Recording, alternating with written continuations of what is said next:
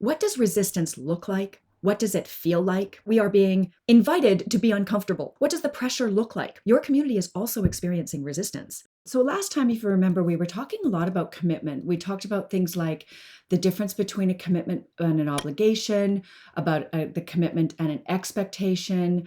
And we just talked as well about nuancing the differences simply between a commitment and an intention.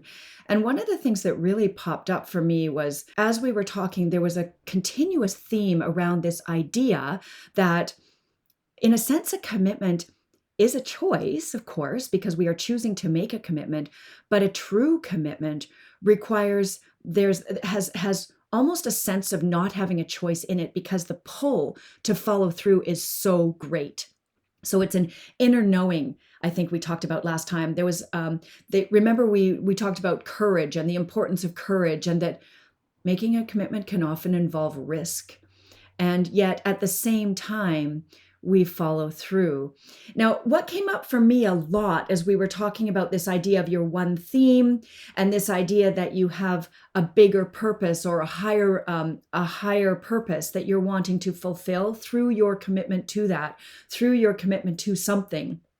There is risk involved very often in making a commitment. And the interesting thing about this is when we make a true commitment, a real commitment, that's around something that is genuinely important to us, it generally does feel intense.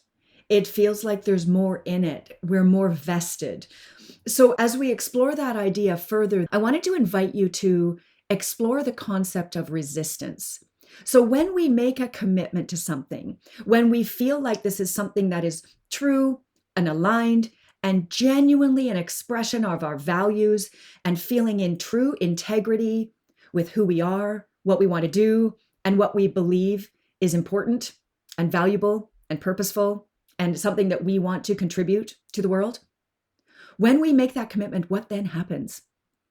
Well, in my experience, and as we've all expressed already, there's a great sense of resistance that starts popping up, right? First of all, I want to invite you to explore, where is that resistance coming from? How does it present for you? What does resistance look like? What does it feel like? What does it sound like for you?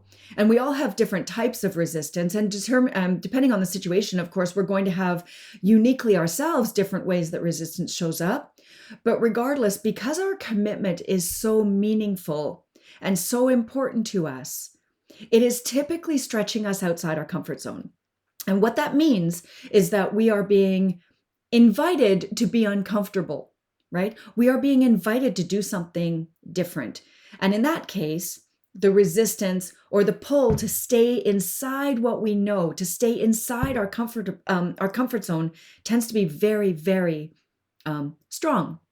And at times it tends to express in various ways that we might call aggressive, or we might call the resistance a really powerful force, however it shows up for us. So I'd like to invite you to explore those two concepts of, what does a resistance feel like for you? What does it look like? What does it sound like? How does it present? And under what circumstances? What does the pressure look like? In some cases, it can be a little subtle. Resistance can be quite sneaky.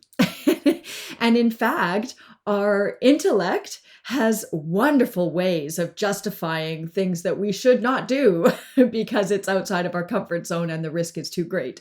So as you're exploring that, remember that your community of clients, your community in your professional space, whether they're clients, prospects, suppliers, partners, or otherwise, your community is also experiencing resistance. They may be experiencing resistance in their journey with you.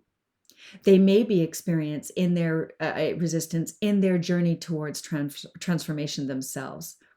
So as you're thinking about your own experience of resistance as you're building value for your clients and creating more mastery for yourself in your profession and seeking to be more purposeful in your endeavors, your recipients, your audience, your clients is also experiencing their own version of that in their exchange with you and in their personal journey as well.